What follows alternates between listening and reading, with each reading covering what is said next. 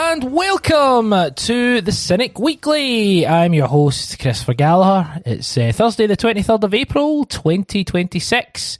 We are now entering the real serious part of the season. There is 5 games left, and we're looking forward to it. There's also the cup final that we're now in, which is great. We certainly talk about that. I'm coming to you from a very warm Cambuslang. I'm sure it's warm where both our panellists are today. Barry Gallagher's here. Hello, Barry. How are you, sir? Very well, thank you. Just when you said we are now entering, I was expecting free dairy there. Or free dairy if you want to check back on my finest hour on Twitter/X. But I'm very good. I'm enjoying this weather. It is end of season weather traditionally, and it's kind of got me pumped up for Saturday that it could be a early evening kick-off in the sunshine. So looking forward to discussing all things Celtic with you guys. Lovely stuff. Stuart Dugan, Stewpot, the Stewmeister General. Stuart, hi. Hi, Christopher.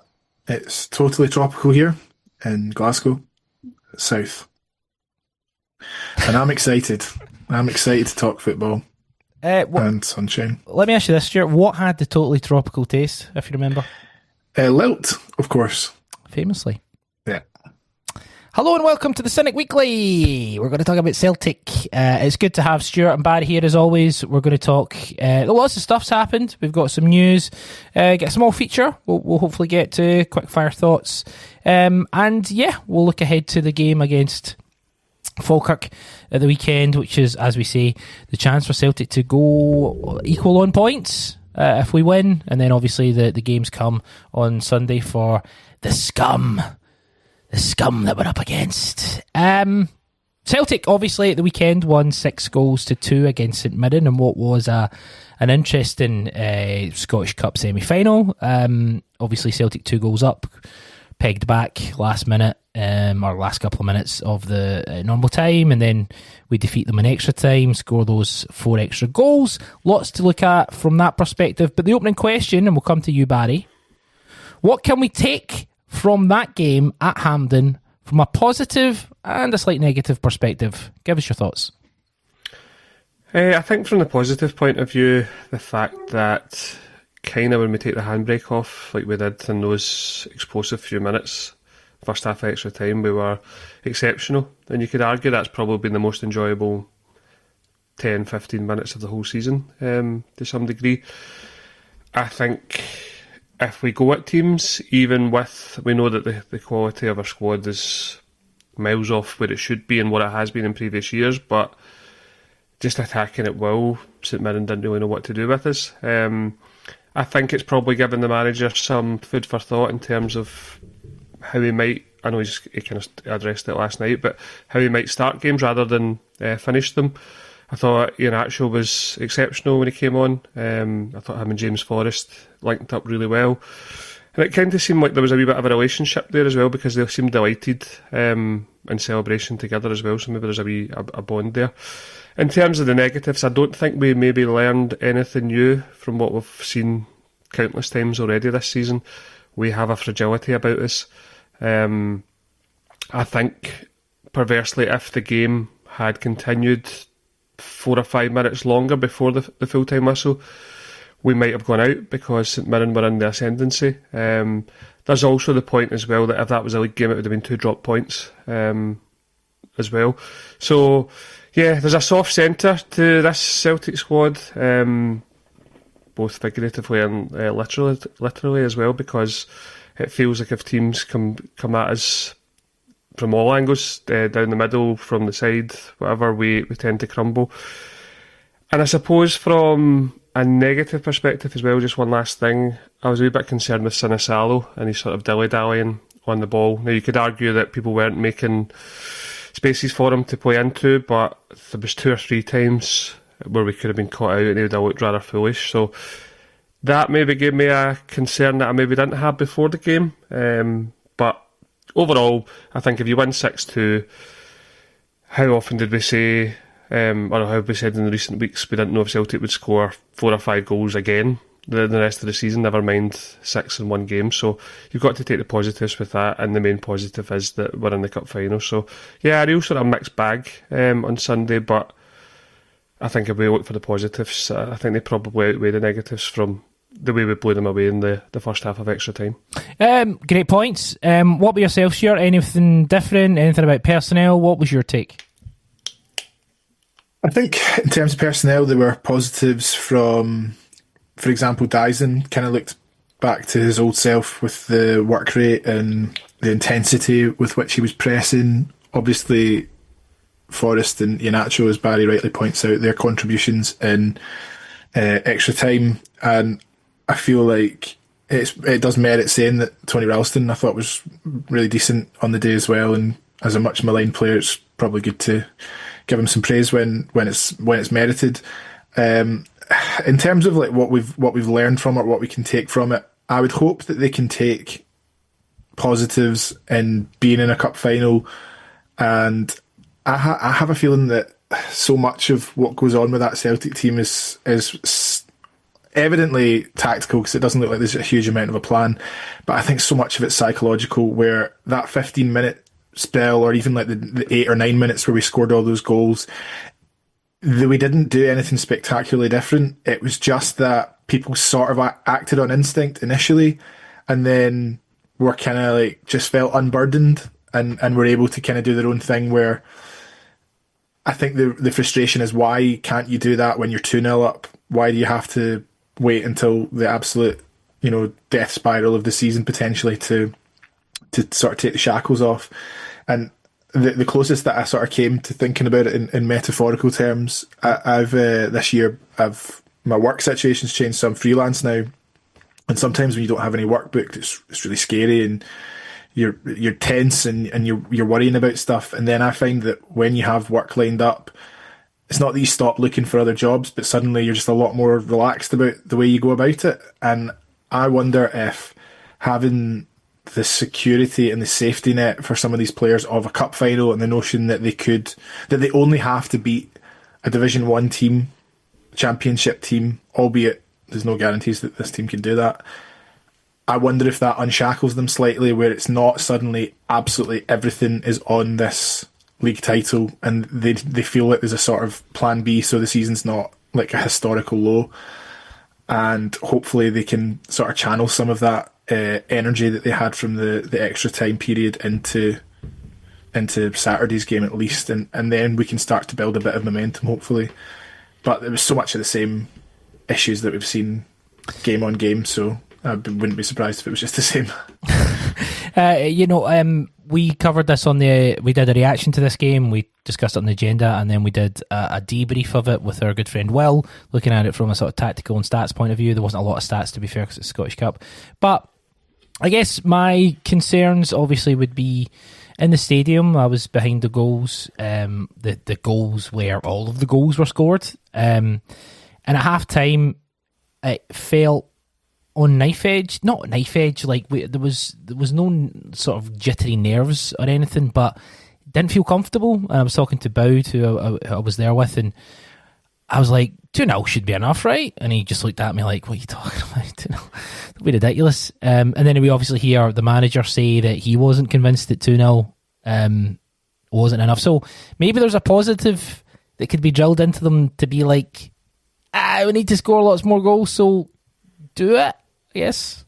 I would wonder, and I would be interested in your thoughts of where you think it stems from, because I think that that sort of mental fragility, I think it maybe still stems a bit from Wilfred Nancy's spell, where no matter how good they were playing going forwards, they were still just getting beaten and conceding goals, because we seem so risk averse now. And I know that some people have sort of said it's like half falling back into patterns of play under Brendan Rodgers, half not. But there was two really stark things. When you think about, let's say, last season, one of the most common ways that Celtic scored a goal would be some sort of interchange between Nicholas Kuhn and Alistair Johnson, where one would overlap or underlap the other. Someone would cross, and then you would score from that. And that was pretty much copy and paste. They did it so many times, did it on both wings. And there's a moment, I think it would have been in the first half, where Tierney and Tanetki sort of go to do that, and they almost sort of stop, and then they almost like bump into each other, and then the play breaks down. And then there's another situation in what would be, I guess, the second half where Ralston and Yang do a similar thing, and it's like no longer is the instinct like, right, we go ahead, we go round, and then I put a cross in. I think the mentality is more like, I can't overlap or underlap here because then we're exposed at the back, and if we're exposed at the back, we might concede a goal. And I think maybe that stems from like some of the shellacking they took in the Nancy era. I don't know. I can see that argument, but I also think that these players are. I don't think, to be honest, I would sit here and I'd say I'm not sure there's any logic to. I don't think there's any value in sitting saying why do you think we're like this? Because at this point, there's 5 games to go. This is a season that if you get through it, you win the title, you do the double as an example. I think you close the book on this season. You go, right, okay, we need to reset, because this bunch of players, and some of them, there is quality in there, just aren't performing, and they're not performing with any consistency, Barry. I was just going to build on Stu's point there. I think that's correct. There is sort of that trauma from the Nancy era, but I also think the players that you mentioned there, the quality from Johnson and Kuhn doing that, like, and then the drop off from the likes of Ralston and guys like Tanetki and even Yang to an extent is quite stark. And I think O'Neill maybe addressed before this game last week in the media, where he was talking about he doesn't want to change too much, and you can read between the lines that he maybe doesn't have the confidence that these players can take on too much information because of the Nancy era as well. So I think the scars of that are evidenced, but there's a sort of a myriad of reasons why we are not at the levels we should be, and I think the main one is the drop-off in quality. Like, you're right, Nicholas Kuhn was so sort of pivotal to everything we did last year, and he hasn't been replaced, and he's just one of a number of players that haven't been replaced as well. So I think you're right, Gall. This season, we are treating it differently. You can hear on pods that everyone's kind of saying that. Like, we have to just take what we have at face value and get through it, because if you were to take too long and stop and look at all the issues here, you wouldn't get out of your bed in the morning. That's a very good point. Here's some quotes from Martin O'Neill regarding people basically, having to earn their place. We did a bit of rotating for the semi-final. It wasn't phenomenal rotating, but I felt Junior Adamu has trained really, really strongly, so that's it. Listen, people have to fight for the positions in the team. Yeah, that's kind of where it stops. In regard to Junior Adamu, you think we'll see him on the bench on Saturday? I know where Tombola. I know where we'll see him. Yeah. Cynic Live show. Just the Cynic Live show, Stuart. Spoiler. Stuart, the Cynic Live show, there's like a couple of tickets left. So it's basically sold out. But if you use the link, it's in the episode description. Come along. Stuart, you can see Stuart and Barry. They're very handsome young men. And we'll talk through it. Shvanchra, Adamu, who cares? And See with his comments about having to earn their way in, and with some of the inconsistencies, and I think this maybe feeds into a little bit of the James Forrest conversation that we're inevitably going to have tonight as well. I think a lot of people are scratching their heads wondering why, Rayo Hitati can't get in this team, and why Tanetki was bombed out for a couple of weeks and now he's back starting. And I have a feeling that O'Neill is putting a real premium on what he perceives to be mentality, whether that's resilience, because these games are going to be attritional and difficult, and has given up on the idea that we can go out and just be front-footed and go and win by 3 or 4 goals, and then you've got the luxury of who you bring on. And I think that, I wonder whether or not he questions Hitati's attitude, because when it's not going his way, sometimes the head drops, sometimes you maybe don't get the same levels out of him. Tanetki evidenced massively again at the weekend that he's just so low on confidence and doesn't really have it about him to go and take games by the scruff of the neck from the start. And I feel like when James Forrest is your first sub on, even players like Alexander Oxlade-Chamberlain, I think the amount of game time that he's getting, I think it's more to do with his career, where he's been, what he's done, and how he can handle situations. Where I maybe think there are certain players that he just doesn't trust to give him something from an attitude perspective. And going to Forrest first maybe says, I just need someone that I can trust that has the mentality for this. Even Tierney's a good example. Tierney's not been playing very well, but I don't know whether he sees like his pedigree and thinks these are the sorts of players that we need in these positions just now to get the job done. Yeah, I think that's a very good way of putting it. We'll talk about Jim Bag, James Forrest, in a few minutes. But Barry, would you be surprised if we didn't see Chvanchara again? Or because obviously he starts those first two games, he's not involved at the weekend at all. Junior Adamu's on the bench, but he doesn't come on. There's slight rumours and innuendo that maybe Martin O'Neill is on the outs with Chvanchara. Again, if he starts on Saturday, I wouldn't be surprised. If he's on the bench on Saturday, I wouldn't be surprised. If he's not in the squad on Saturday, it's so difficult to actually predict anything this season. It is, yeah. And it's weird how you can go from the starting striker to not being in the squad. And then guys like Ian Atcho, Tannadice a few weeks ago, well, maybe more than a few weeks ago now, he hadn't been making matchday squads, and then he finds himself in the starting lineup that day. So I don't know. I think Stu kind of touched on a good point there, that because of the sort of lack of sort of cohesion or a structured style of play, it does kind of seem like personalities or attitudes are sort of win in favour with O'Neill. But yeah, I wouldn't be surprised if Tam is not in the squad. But yeah, you can't predict. I think that's the thing. Like, this season more than sort of most in seasons in recent times, when that team comes out an hour and 15 minutes before kick-off, there's always something that surprises you, whether it's in the starting lineup or someone comes onto the bench that you actually forgot were still alive. And then there's so many players who... Bernardo's not been in the squad for a wee while now, has he? Nah. And Buka, we haven't seen since that cameo at Ibrox. It's mental. But yeah, all will be forgotten about, I think, no matter what happens this season, because if we are successful and God willing we win a double, we have to have a hard reset, and if we don't, then that will probably just speed things up for the bin fire that is this season. There was news this morning. I think over the last couple of days there's been sort of the Martin O'Neill talking about James Forrest, about how he'd offered him a new deal. James Forrest talking about how he would want to finish his career at Celtic. He doesn't want to play anywhere else. Today, this morning, it was announced that he has signed a new 1-year contract. So he signs a new one-year deal. Here is a couple of comments. I'm absolutely delighted. I've been here my full career and I've loved every minute of it. We've been so successful in my time here, and I'm delighted to have signed another year.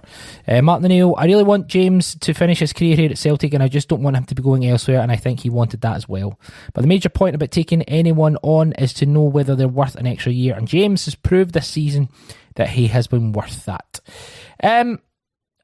Okay, so let's talk about it, because I can see all sides.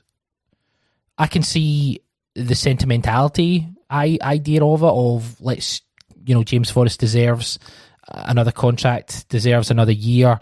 I can see the critical eye looking at it, saying, why are we giving someone who is 34 and hasn't actually... I know as much as Martin O'Neill saying he's contributed a lot, he has had moments, but has he contributed over the whole piece of the season? I'd argue no. I can also argue... I can hear the arguments of next season's going to be such a clusterfuck. It's good to have guys in that squad who know what Celtic's all about. I don't know, I'm kind of all over the place at this point. Nothing kind of surprises me. Stuart, what's your take on it? Critical, negative, positive?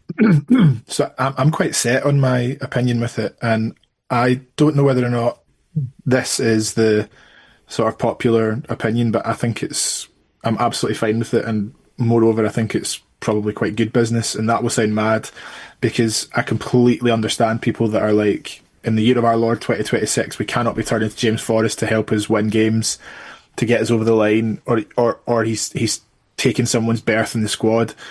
But I think to have that level of criticism of James Forrest is more to criticise the system around James Forrest. It's not really his fault that he is sometimes the best option that we have. I think if you look at the business on Mvuka, Balikwisha, Taneki, it's absolutely scandalous that James Forrest would be considered a better option than three players that you, bearing in mind, very nearly spent like £3 or £4 million on Mvuka. You're talking about the guts of £15 million, and a 34-year-old James Forrest would comfortably be a better option than them. And I think you could, with that, you could lump in your Chavancharas, Junior Adamu, etc., because, you know, with Maeda having to play up front, that's another winger that just knocks James Forrest up the pecking order. I think if James Forrest... I don't think this is necessarily done with sentimentality, though I actually don't think that there is a huge amount wrong with that, because I think having a player as decorated as Forrest at the club, in and around the club, is a good thing and will become pretty much an extinct species in the next sort of 5 years in football, because you're not going to get one club men, you're not going to get people that really stick around for that sort of duration. And I know what that says about the overarching strategy, transfers, etc. at Celtic, and I know that's not a positive thing, but I don't think that that's James Forrest's fault.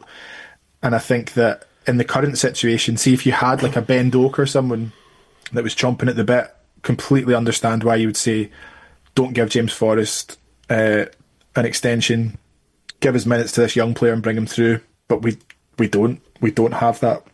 We don't have anyone that's sort of ticking that box at the moment. We might, but it's just the way that the club's run. I'm just making the point that we might. Celtic sometimes don't know what they've got in their hands until they leave. These players leave. But by default, we don't have it. Do you know what I mean? Like, the systems are not there that suddenly this person is just going to emerge, and unfortunately they're being blocked from minutes by James Forrest, because it's not James Forrest that's really the problem in this situation. And if anything, it sounds like a mad thing to say, but he's almost like a luxury to have this like club treasure that's just there, that by all accounts I would imagine is doing a lot more off the pitch than he is on it in terms of contribution. But for whatever we're paying him, we were talking about this earlier, 16, 17, 18 grand a week, I guarantee you Celtic are wasting fistfuls of money over and above that on players that are getting nowhere near it. And even if Forrest was a game breaker at the weekend there, he really was.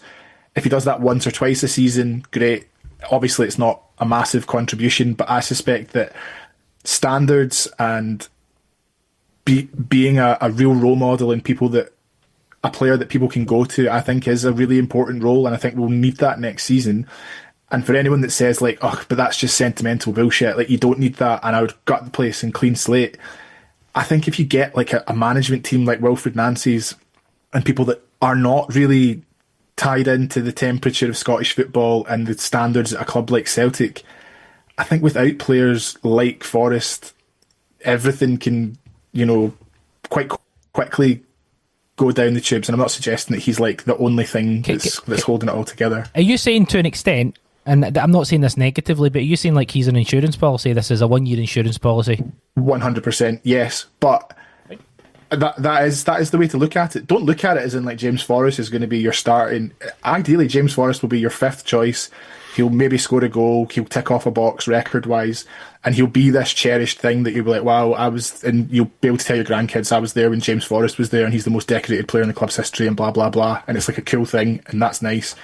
Don't look at it like, I can't believe James Forrest is going to be Celtic's starting right winger in the year 2026 when he's turning 35. I think there are other examples of players like this. I saw a clip midweek, and sorry, I know I'm kind of rabbiting on. What's his name? Is it Michael Keane, the Everton centre-half, was talking about the importance of Seamus Coleman at Everton. I saw that, yeah. It's a good clip. I thought that was really interesting because Seamus Coleman barely plays, but he said that in like difficult moments, if you didn't have Seamus Coleman, he felt like Everton would get relegated because people really lent on him. And I know that Forrest is not the most vocal leader, but I think in situations like the one that we're about to face just now, players can go to him and be like, mate, I'm shitting myself, I don't know what to do, I don't feel ready. And I'm pretty sure that you would have someone that be like revered in the dressing room that would be a functional role, But we're out of time now. Stuart's went for 35 minutes. I was just filibustering on behalf of James Forrest. No, that's fine. Barry, your thoughts? Yeah, I don't see too much wrong with it. I was just kind of looking there as Stu was talking that he's actually, here's a fact for you, that I know probably minutes won't be as much, but the number of appearances he's had this season is 36, and the last time he made more than that was 2019-2020. So he has been involved. He's played about 700 minutes. Yeah, so I know it's not a lot, but the fact he's been involved in 36 games, on the pitch for that, is quite something for this season. But I agree with Stu. I think you need people like that around, and no one is hoping that he's going to be maybe apart from Alan, formerly of this parish, that he's going to be our starting winger. But everyone, Joe Hart couldn't speak highly enough of him with the impact that he has on the dressing room and around the club. And you see tonight guys like Tom Rogic sharing Celtic's post, so you can see someone who was as successful as Tom Rogic and much loved. He sees the value of James Forrest as well. So yeah, it makes sense. But again, you can't sort of take your eye off the major issues at the club. And if this was done and everything else was okay, I think it'd be viewed much more positively. But the fact that there's so many things we need to get right, and soon, for the sort of impending summer, then I can see why some people aren't as hot on this as they maybe could have been. I fall somewhere in the middle of. I think it's a pretty sad indictment of the club that James Forrest is starting so many games, or not starting, involved in so many games. I also can understand why you would want him in and around the place, because I think the way football's changing and all that stuff. I know Callum McGregor was talking today about players moving a lot more often than they have done in the past. It is good to have that grounding. I totally get that. Just the concern I would have would be that and I don't for a second doubt this would happen, that if whoever the new manager is says we need another winger, the club go, well, you got James Forrest. And again, I think James Forrest can bring value next season, but I'd prefer his value, as Stuart says, to be more off the pitch than on it. And if you're talking about getting rid of Tuneke or Tunekte, Maeda leaving, Yang possibly moving on, then you've got guys like Balakwisha who's probably going to go out on loan, and Vuka's going to go back. You're actually looking at it, do you know what we've got? Depending on how Jota comes back, we've actually only got one winger, and that's James Forrest. And so I get, as I pointed out, and I said this to my dad earlier, and I was like, it is kind of like an insurance policy, and if you're viewing it like that, I think it's okay. Barry? I was just going to say, do you know who was involved in the team the day that Forrest made his debut? Who was involved? That's quite a... I was going to say... someone that we might talk about shortly. I was going to say Robbie Keane, just because... You were correct. Oh, was I right? Yeah. Oh, no. So maybe, not to jump too far ahead, but maybe Hayes and Brown were overseeing who he wants to keep in the squad, and lo and behold, one day later, it's issuing a new contract for James Forrest.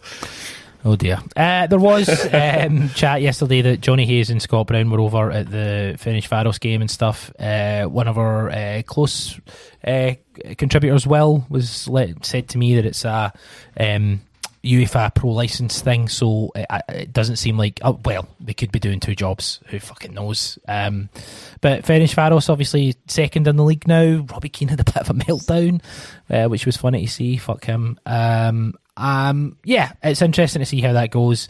I wanted you to... There was a comment from Martin O'Neill, and obviously everything that's came out today regarding Callum McGregor. Martin O'Neill basically said that Celtic should build the team around Callum McGregor for next season. Let me just get these quotes for you. Sorry, that my computer... I don't use paper at the moment, so it's all... It's all computers. It's all computers. So he basically says, this is what Martin O'Neill said about Callum McGregor. From my time here, bloody hell. From my time here, fuck up, all right? Just make it up. You get you an ILA and get you an iPad class or something like that. I should have an iPad class. It's because it's a laptop thing. Anyway, from my time here, which has not been that long, I would think that for the football club, it's in the interest to keep him. He's a really good leader. I've said that umpteen times, but it's worth repeating again. In the dressing room, he's really good, but on the field, he keeps things moving along. Good leader. Players like him come and go. If I was around, I would be saying to the board, you have to keep him. I bet you there would have been in the past opportunities for him to leave and earn more money elsewhere. I'm not saying he's a pauper.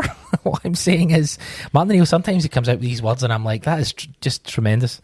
I'm not saying he's a pauper. What I'm saying is he could have left Celtic, essentially. And then he just talks about how important he is and essentially how he would build the club around him moving forward. And then Callum McGregor today was in an interview, focused on Celtic, wants to stay with Celtic, wants to keep winning and being controlled at the club. Kind of alluded to some stuff about, the higher ups and they'll make it right sort of thing. He is the captain, he's not going to say anything too controversial. But Barry, Callum McGregor, build a team around him moving forward. It seems like that's probably just going to happen anyway. Yeah, it kind of, when I first saw the O'Neill comments and then I watched the McGregor stuff himself, I was waiting I actually thought it was going to be like part of a video to announce that he'd signed an extension as well. Me too. And I wouldn't be surprised if that comes tomorrow, with the way that we're speaking there, which I remember at the time when they signed was that a year past the summer when they signed that new 4-year deal? I'll quickly check. You keep going. And I remember at that time people were saying, it's crazy. I think it was maybe when he was 30, so it must have been 2 years ago. People say that's crazy to offer a 30-year-old a 4-year deal, even if he is the captain. And his form since then is sort of night and day for how good he was 2 years ago. Sorry to interrupt. He's got another 2 years left. So maybe there wouldn't be like a new deal, or maybe they would. But yeah, everything that was coming out of O'Neill and him, I was just expecting him to say, I'm delighted I've signed a new year extension to my deal, so I'm here for 3 more years or whatever. And yeah, it followed the same path. Like as I was coming home from the game on Sunday, I heard O'Neill on the radio saying about Forrest, and he would be advising the club to keep him, or I would keep him around, and to kind of go the other way. If it's not going to be Robbie Keane, are they going to give O'Neill another year? There's so much speculation because we don't get much communication from the club, and then when we do it maybe does surprise you, because I think we were chatting before we came on. I think Stuart made the point that McGregor says a lot there, but there's not much to it to take from it. The one thing that I think was surprising was how he said about how we have made progress in Europe over the last 2 years, and it sort of clarified. I know this year was Europa League, but one or two things could have gone our way and we could have qualified. I don't know if I agree with that at all. We didn't though. No, we didn't. And like you say, Gally kept saying those upstairs, and he kept referencing that as well. So it was almost like it was being fed some lines to kind of get it out there that we'll get things right, with no real admission of getting things wrong, as is the way at Celtic. So yeah, a wee bit bizarre, that O'Neill interview and the McGregor one today. But you could look at it just sort of as if they're just kind of trying to set the tone for the last 6 games of the season or whatever. But yeah, you can't help, as I say, read more into things that's maybe than is there, because there is so much upheaval and so much uncertainty with this summer coming up. What do you think about that, Stu, in terms of, like, obviously there's rumours abound that Luke McCowan's got to get a new contract because his contract's running out, he's in his final year. Arnie Engels has been linked with Lazio. Again, these are all kind of tenacious links, but do you think that midfield does it need it? Major surgery? Will it get it? Yeah, I think it does. I'm not sure that Luke McCowan's necessarily the answer to that, but I think that when you look at the players that are going to leave, I think it would be expected that Engels would maybe move on, just in terms of the business model of the club, the offer that we had in January, and probably there are opportunities out there for him that might appeal to him. And we don't need to get into a debate about how successful that the Engels experiment has been, but I think Hatate is a player that's very much at the end of his Celtic life cycle, and I think that Benjamin Nygren is probably the only really sellable asset in the team. So if you're losing 3 of those 4 or 5 midfield places, then I can understand why they would want to have the insurance of Luke McCowan, but it can't become the standard for that. Otherwise you end up in a sort of, all due respect, sort of Liam Scales type sort of downgrading of the standards of the club, which I think is probably how we've ended up in this mess. With regards to building a team around McGregor, I would love it if we managed to move towards a model where the team were less reliant on McGregor. And I don't even mean footballing wise, because I felt like he was so poor at the weekend. And I know a lot of people think he's done. I'm going to give him the benefit of the doubt and say he's clearly injured because he does not look fit. There was loads of times when players were going by him because he was just like a couple of yards away from where he needed to be. And I think the fact that you're seeing him coming off and he's having his minutes managed, and they're also talking quite openly about how, I don't know if he's fit. He says he's fit, so we're going to just let him play, blah, blah, blah. I just don't think you're getting the best out of him just now. But I also think that team cannot function without him. And I thought you saw that when he went off, that there was no leadership at all. There was nobody pulling the strings. And if anything, Kelechi Iheanacho was the one that was kind of looking like trying to get people to keep the head and trying to sort of drag you over the line. So I think that his role within the club is so integral, but we have to be less reliant on him and less dependent on him, especially as you're going to have to expect that performance level is going to decrease over the next year or two. I spend a lot of my time. I was at the game on Sunday, on Sunday there, and when Iheanacho's on the pitch, I watch him a lot because do you know what he's like? You know when you're playing Grand Theft Auto and you've got an NPC character, like a non-playing character, and they're just doing crazy stuff in the background and you can see it happening. See on Saturday if he plays, just watch him. Like he react. Whoa, what's happening? Whoa. And I love just watching him. I think he's fucking terrific. And you can see him like when he's on the sideline when he's a substitute. He's like, come on, everyone. It's good fun. I really like Iheanacho. I wish he was fitter. I think he's a player that I don't think he seems like one of those guys where you're never going to get him like 100%. So I don't know if it is worth actually giving him another contract because this might be the best you get out of him. But I really like him. I think he's good par, if nothing else. Barry? Yeah, you can see the quality he has. I think that second goal was exceptional. The kind of no backlift, put that in. But even his celebrations are a bit crazy as well. I like that about him. And it's interesting Stu makes the point that it's different, the sort of contrasting styles. Like McGregor says he's fit and O'Neill says, okay, I believe you. Whereas Iheanacho tells O'Neill that he's fit and he's like, you fuck. I've seen you train this week, mate. Come on. Yeah. I still can't believe he's only 29 as well. Like, I feel like he's been around for ages. But you can see the qualities there.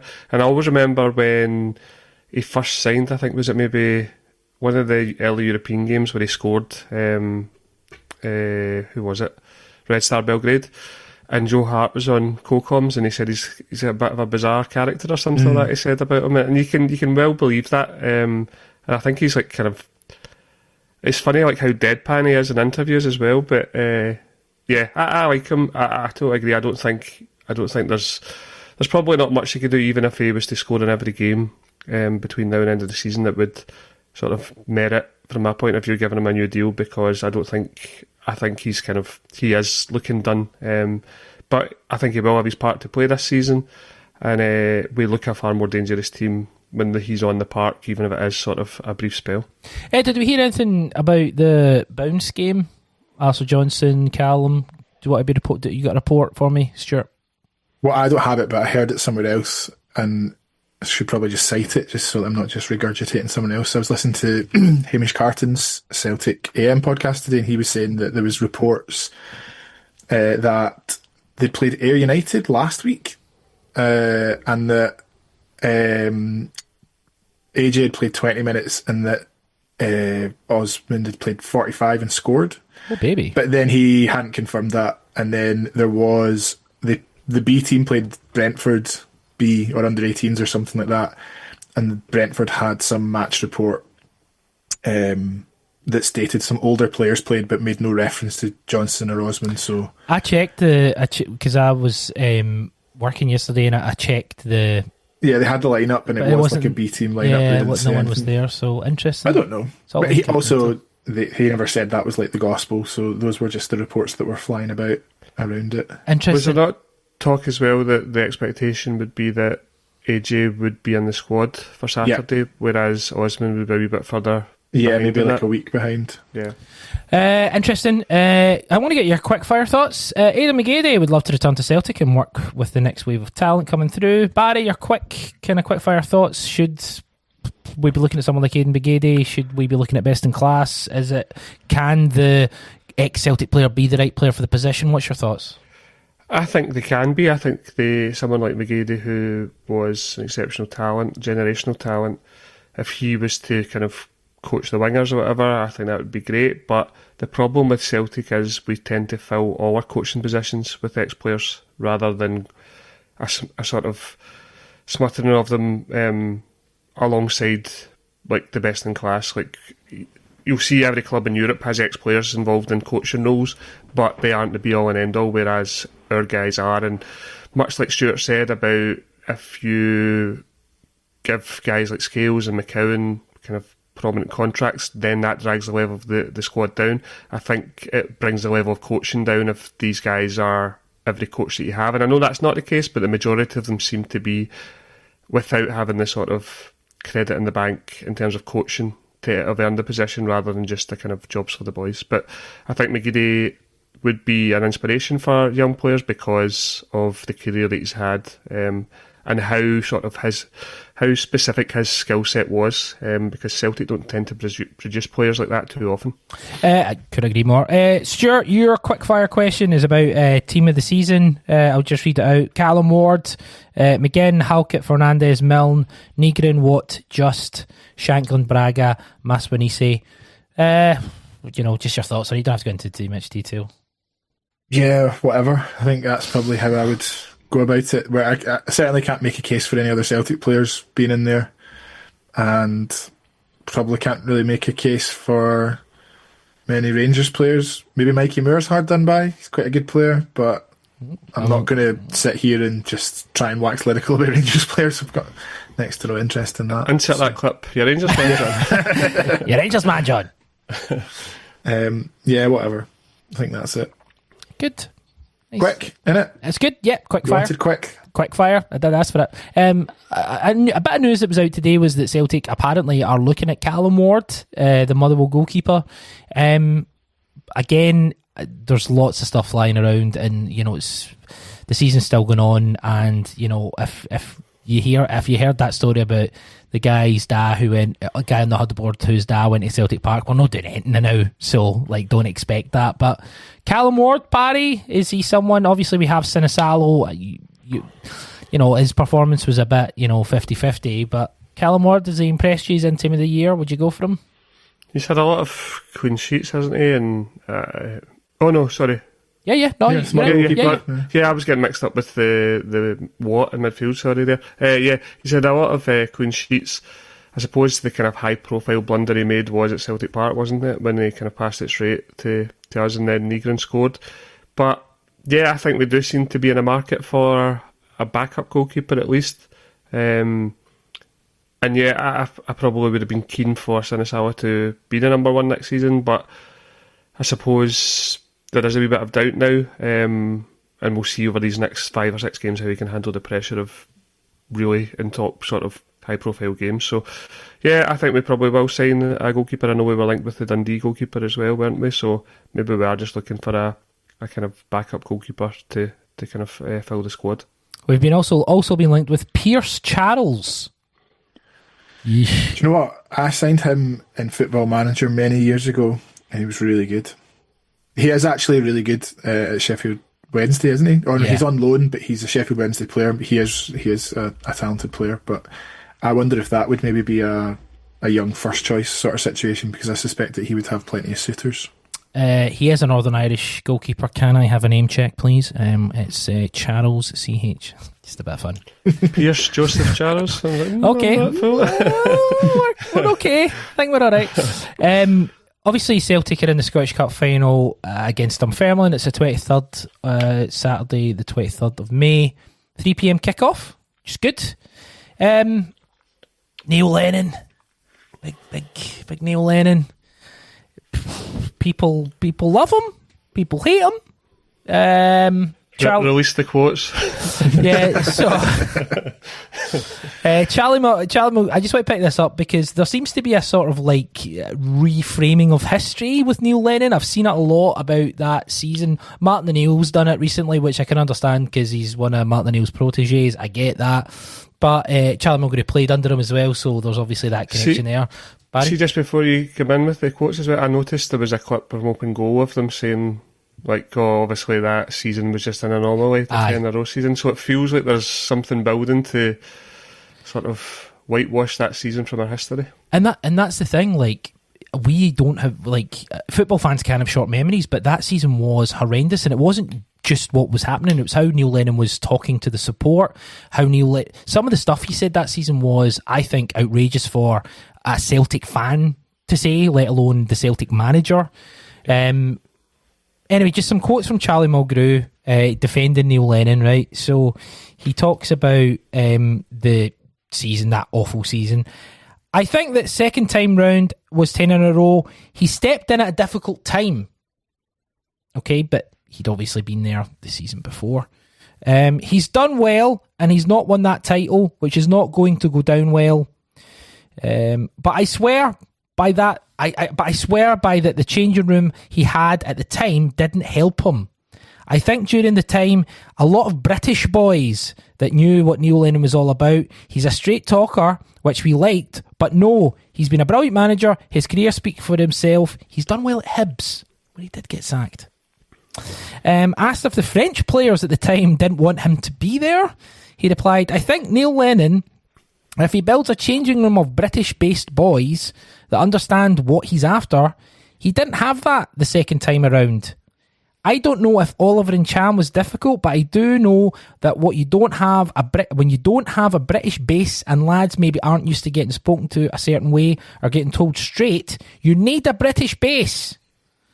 Like there was me, Scott Brown, Joe Ledley, Chris Commons, Paddy McCourt, British, Mark Wilson, and we would say to the lads, they would be a bit annoyed sometimes with certain team talks or whatever. We would say, listen, it is what it is. He wants the best for us. If he doesn't tell you, 60,000 fans will tell you. You need to hear the truth.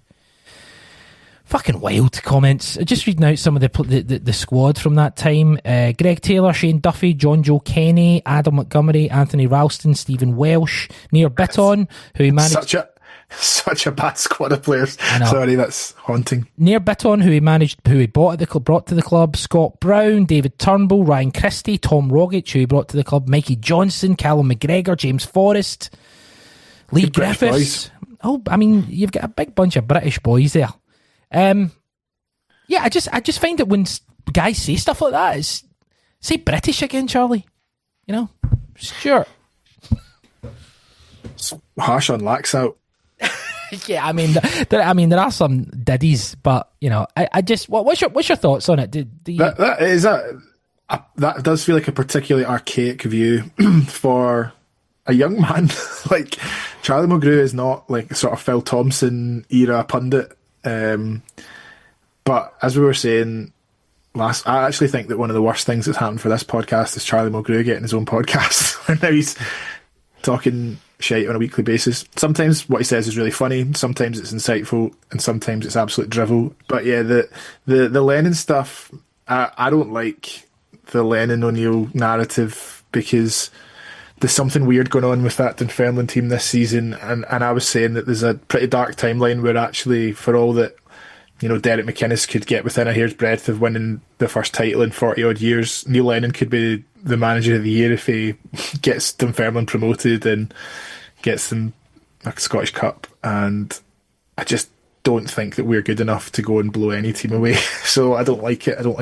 It feels like Dunfermline on penalties. Yeah, well, don't say that. We'll see. Barry, what's your kind of take on it? Just the Mulgrew comments, it just seems like this idea, like if what you're saying is that Neil Lennon can only manage British players, then that's not great, is it? No, it seemed like could have been listening to someone in a Loudon about that if it was that. Yeah, seems really archaic. And as Stuart says, like it's not someone who is like from the 70s. He's younger than us. He's younger than us. But yeah, it's just lazy, tired. do you know what it makes me think of? It's the type of... He wants to be the sort of bland pundit that appeals to both sides of the divide. I'll say, like, my best mate played for Rangers and all that. Like, I just don't buy it. And he's just trying to stay relevant and try not to be too inoffensive, when in actual fact he does the opposite because he offends kind of the majority of us. Yeah. Mm-hmm. Yeah, it's quite. It kind of got me. I found it quite offensive. Anyway, I wanted to look at. We're going to do a feature. I wanted to look at the first. So I've taken every manager since Martin O'Neill came in the first time, and I've looked at their first season and how much Celtic spent and how many players they brought in and how successful it was, just to try and look at what we think potentially the new manager, what he will get.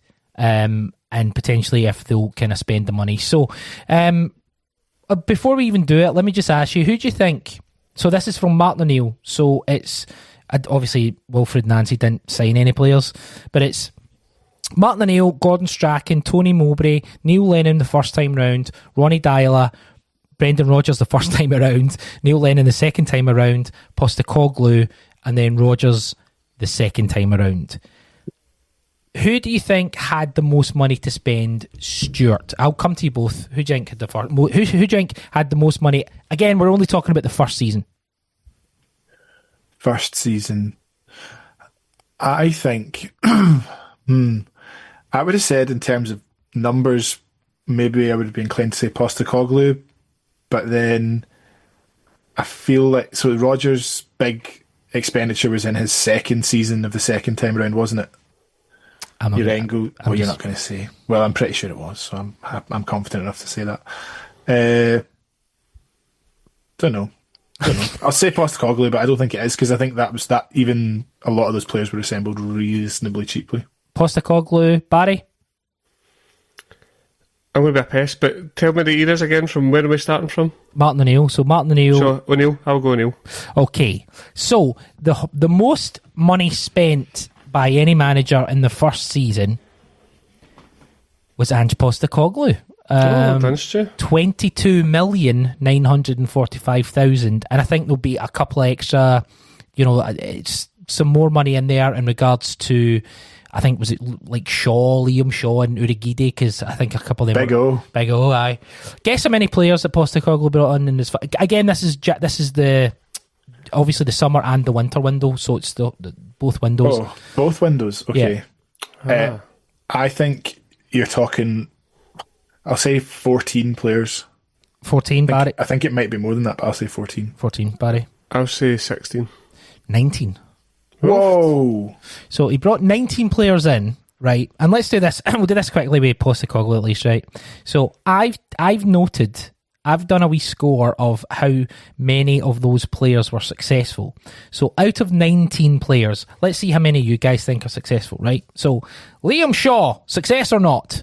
No. Okay. Joey Dawson? No. Urigide? No. Leo Labada? Yes. Okay, so that's one, right? Kyogo Furuhashi? Yes. That's two. Boston Lowell? I would say it's really good business, but not successful. Yeah, I agree with that. Are we talking on the pitch? Yeah, didn't contribute, really. Yeah, that's it. Carol Starfelt? Yes. Carol Starfelt. She's a lovely lady. Okay, sure. Yes. Joe Hart? Yes. Okay, that's 4 so far. James McCarthy? No. We'll always have McDermott Park. He won the league, you know? Yeah, the Donegal steam train. Josip Juranovic? Yes. So that's 5. Okay, so Liam Scales, I mean, again, not long term because he didn't really contribute under Postecoglou, so I would say, is it successful for him? I would say yes. I would say yes, because of what he's contributed, and for better or worse, he's become a stalwart of the team. So it's actually for worse, isn't it? Georgios Giacomakis, you got to say yes. Jota, got to say yes. CCV, you got to say yes. Rio Hitati, you got to say yes. What do you call him? Edeguchi? No. Nah. Dyson Maeda, you got to say yes. Johnny Kenny didn't play under Postecoglou at all. Didn't play for 2 years. No, it's a no from me. It's a no. And Matt O'Reilly, got to say yes. Yes. 1, 2, 3, 4, 5, 6, What 7. a couple of windows that was. 12. So I think there's one. I think it was Liam Scales. I didn't put success just because he didn't play under Postecoglou. But yeah, interesting. Okay, so that was Postecoglou. Who do you think was? We're not going to go through all of them. We'll just do another one or two. Who do you think was Who do you think had the second biggest output in their first season? Barry. Part of me thinks Rodgers, but then we didn't really spend too much money. Remember, there's 1 and 2.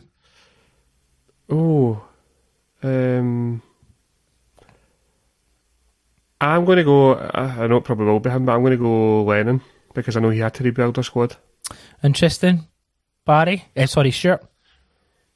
I'm going to say Strachan from a sort of contrarian point of view, where I don't know if the point you're trying to make is that like we were spending the same amount of players at that time as we are now.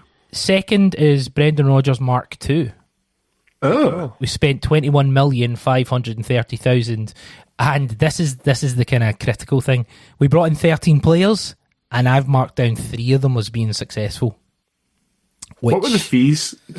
Sorry if that's an annoying thing. No, I've got it all. Who were the big additions? Okay, let's see. So Rodgers Mark II. Excuse me. Tomoki Iwata was £830,000. Obviously, he was there before, but this was the deal. Odin Holm was £2.5 million. Marco Tilio was £1.5 million. Yang was 2.1. Kwon was £1 million.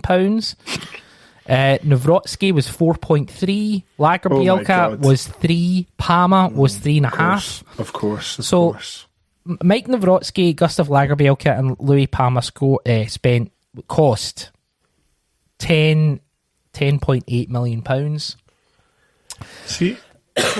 This kind of is evidence of why Celtic's recruitment hasn't just suddenly gone wrong. No. Like people again coming back to the idea that you can just whitewash things that you don't want people to remember. There's sort of a narrative starting to build around again that Rodgers destroyed the football structure at Celtic and ripped up the kind of playbook, but you can't tell me that he would have been happy with Kwon and Tilio and all that. All these signings were identified by the club.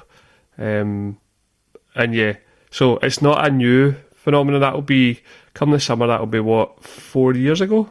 Yeah. So it's not like Celtic's sort of scouting and recruitment team and processes have gone wrong overnight. Like that'll be 4 years. So that's 4 years, and also pretty much like 2 recruitment teams completely botching it. Yeah, yeah. Mark Law, and then because it's the kind of talk earlier in the week. I can't even remember where it was from. Was as if it was Tisdale that spoiled everything. But people forget that Mark Law came in and oversaw that window, and some of those players are still on our books, aren't they? Weirdly, mental.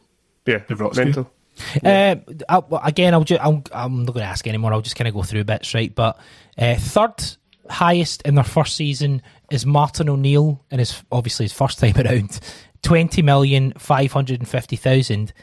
But that's only on 8 players, and 7 of them. I put down 7 of them being successful, and the reason the other one wasn't successful is because it was Michael McGovern. The goalkeeper, who I ended up having a really good career, played at the Euros and all that, but he wasn't successful. Chris Sutton, Yusuf Al-Haran, Alan Thompson, Didier Agat, Rab Douglas, Neil Lennon, and Ramon Vega. 1 loan, 1 free, and the rest of them were transfer fees. That's also, I've also done I really went over the top. It's like how many players we signed, what they were, the cost, and then I've put manager had previous working relationship. Tick, yes or no. Players signed from the league they came from. Tick, yes or no. So, like as an example, Martin O'Neill signed 4 players from England. He had a working relationship with one of them. 2 players from Scotland. So it's just interesting to see it kind of all laid out, but behind, because there are some. If you look at Ronnie Dyla, it's really pretty bad. Ronnie Dyla. 4 million. Wow. On How many players? 10. Was that when we had like Tonev and McCassell and all that? So Ronnie Deila had 10 players signed. One of them was free. 5 of them were on loan, and 4 of them were permanent. And it cost £4.5 million. So I'll go through the list. So Postecoglou spent the most in his first season, 22 million, brought in 19 players. Brendan Rodgers, 21 million. Brendan Rodgers Mark II, 21 million, brought in 13 players. Martin O'Neill, 20 million, 20.5 million, brought in 8 players. Next on the list is Neil Lennon Mark II, £20 million. He brought in 16 players, and I've only put 5 of them as being successful. Then Tony Mowbray spent £11 million.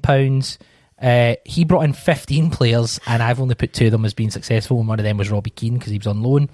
Neil Lennon, the first time around, 9,600,000. He brought in 16 players, and I've put 10 of them as being successful, so that's a pretty good hit rate. Then it was Rodgers, first time around, £9 million. 7 players brought in, 4 of them were success. Then Strachan, 7 million, brought in 11 players, 7 of them successful. And then Deila with 4 million. So essentially, what we're trying to say is it's not necessarily about how much money you spend, it's about how you spend it. And it really is interesting to see, if you look at Martin O'Neill spent £20 million on 8 players, and 7 of those players were successful. And the player that he brought in, actually, I mean, £20 million was actually only on the 7 players, because the goalkeeper that he brought in was brought in for like a nominal fee, or he might have even been free. But interesting stuff. One other interesting quirk that I would be keen to find out about would be what the net spend was. So, in those seasons where it's been offset, because I think if you're looking for a general expenditure figure this year, I could see Celtic spending in the region of £25 million. But I think that we're going to sell so many players that they'll probably make a profit. And that's mad that you can't ever just go into a situation where, well, basically, Rangers this year have spent the guts of like 20 or £30 million, like, to strengthen their squad. And sometimes you have to do that if you've got a big rebuild. Yeah, Barry? I was just going to make the point as well. I would like to see what the spend was in the second season, and I bet you it would all tail off. Maybe Rodgers' second time around, when they did kind of buy the likes of Engels, Ida, and Trusty, would be the sort of outlier there. But how often do we think, right, we've kind of front-loaded the manager, we've got ourselves into a decent position, surely the spending has to continue, and then it just doesn't. And it seems to happen for every single manager for the last 20, 25, 26 years now. So yeah, it would be nice, as Stu says, if we weren't so concerned about net spend, but we also wanted to continue to improve. And I know McGregor was talking about that today, but it never seems to materialise, which is very frustrating. I'll do that for next week. I'll look at, as Stuart says, I'll look for the net spend in the first season, but then I'll look for the net spend in all of the seasons and see what kind of sticks out. The Green Brigade have the North Curve. Get up, stand up, don't give up the fight. They've released some fantastic graphics about what we want to do this weekend. So, as Celtic supporters, we're in uncharted territory, finding ourselves in a 3-way dogfight for the league title. With margins so slim, we have a distinct advantage over our rivals with 3 home matches. However, this is only an advantage if we make use of that home support. It's not enough to merely turn up. It is not constructive to turn on the team if they are struggling. It's not helpful to pass our anxiety onto the pitch. Instead, we must meet our own responsibility. We must be vocal. We must back the team and give them energy. We must be the 12th man. Welcome. So here are the 3 key points. Welcome the team versus Falkirk. Our support begins the minute the Celtic team steps foot at Paradise. Give the champions the welcome they deserve and carry on the passion into the stands. Get up, stand up. We invite all those who can to stand up for the match. And it's our Paradise. Decorate every corner of Celtic Park in CSC banners and flags. Sounds class. Welcome the team. Saturday 3:30 at the Celtic Way. I read that and I got excited. Barry, what's your thoughts on it? Take on it. How are you feeling about going into this game? Yes, it was a sort of call to arms, like a rallying call, and yeah, but it riled me up positively. And yeah, I think you've seen in the past when the fans greet the board, greet the board. Sack the board. Greet the team. What a Freudian slip that is. Greet the team, and it just kind of sets the tone for the rest of the game. I think back to 2 years ago, it was round about the time where Rodgers said this is where Celtic come alive, and I think the fans really played their part to kind of roll the team on for that title, and hopefully they can as well.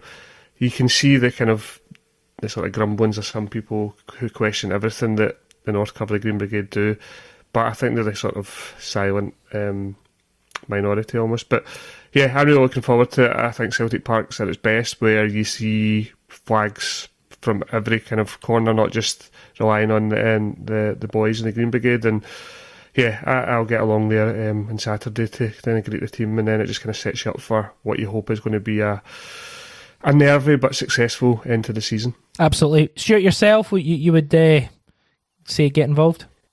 Yeah, I think it's brilliant, and I think, you know, it just goes to show, with all the bans and everything, there was a lot of focus on stuff like, oh, there's no singing during games, but it's this being a catalyst, being an instigator, allowing people the freedom to like not feel embarrassed to get up and vocally support the team, on top of all the good that they do with the charity work and stuff, that I think makes them a really integral part of the support, and for everyone that kind of maligns them, I think we'd be quite lost without that. And this team are mentally fragile, and I think if you can really, really create an environment where they're not afraid to fail, and like maybe take that shot, maybe play that line-breaking pass, and not have the whole crowd like grimace or moan, I think just having someone that can put that sort of statement out and I'll hopefully temper expectations, because I think this weekend is so huge. On paper, Falkirk are the weakest team in the top six, albeit a really good side who play really good football.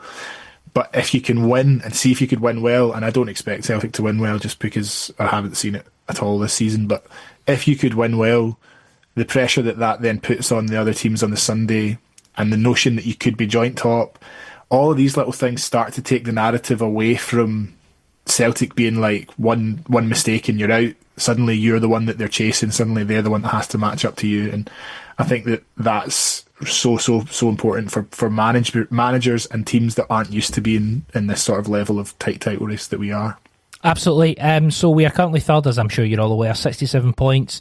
Rangers have got 69, Hearts have got 70. Rangers obviously have the rudest points, so that should be a point off. No. We are playing at 5:30 on Saturday against Falkirk, as Stuart just said. Rangers take on Motherwell at Ibrox at 3 o'clock on Sunday, which I think is a difficult game for them. Hibs and Hearts, obviously the Edinburgh Derby, which I think will probably all have our eyes on, or be listening to in the radio, or just be keeping updates with. It's important Celtic win, Barry. I'm not going to sit here and say, what do you think the team's going to be, because who fucking knows at this point. But if you give me a key player for the game and a prediction. I'll go for Iheanacho. I think if after his cameo on Sunday and how impactful he was, if we aren't able to start him, with all due respect, at home in such a big game against Falkirk, then when are we going to get to start him? And I think if he starts, I would hope that he would score.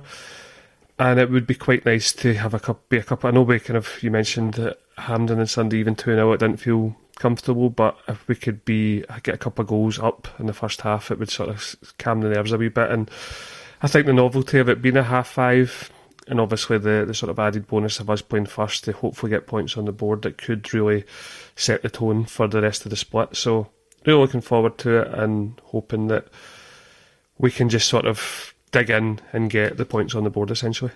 Stuart, yourself, same question. If you can pick a player, prediction? I think I'll pick Arne Engels, just because I think having him back fit, and I didn't think he was amazing at the weekend, but I just think he gives you so much more mobility and work rate in the middle of the park, which I think has been really, really lacking. But more than anything, I think Celtic do become a genuine set-piece threat when he's there, and if these games are going to be tight, it's the sort of thing that could be important. And I would also, I wouldn't put any pressure on his level of performance, but I think the way that these games have gone, where the first 15 minutes of the second half are always a bit ropey, and then we just sort of struggle to kind of get through, I think the introduction of Alistair Johnston at like 65, 70 minutes could give everyone a big lift to have a fan favourite sort of player back in, and maybe that's the sort of thing that you can kind of coast on the waves of to get a good result. Great stuff, yeah, absolutely. Really looking forward to the game. We will have a reaction podcast to that game, dropping a couple hours after the game. This week we've had the agenda on Monday, we've had the debrief on Tuesday. On Wednesday it was our continuation of our series, Making a Modern Football Club. Thursday, obviously it's the Cynic Weekly, you're listening to it. And tomorrow we'll have the weekend update. We usually have 6 to 7 pods a week. You can check us out at thecynic.co. Also search for The Cynic on Patreon. We're also up on YouTube as well if you want to listen via that way. Tell your friends. Yeah, get involved. Barry, into the final throes of this title race. It's been a pleasure speaking to you. We'll speak to you next week. Thanks very much, and get up, stand up, as the lad said. Great stuff. Stuart Duggan, a pleasure as always. We'll speak to you again soon, sir. Thanks very much. Hope everyone has a good day. It gets along on Saturday. Make sure you are standing up if you're able to do so. Aye, yeah. Good. Just keep going. Yeah, keep going. From Barry Gallagher, from Stuart Duggan, from myself, Chris Gallagher, this has been the Cynic Weekly, and we'll speak to you down the road.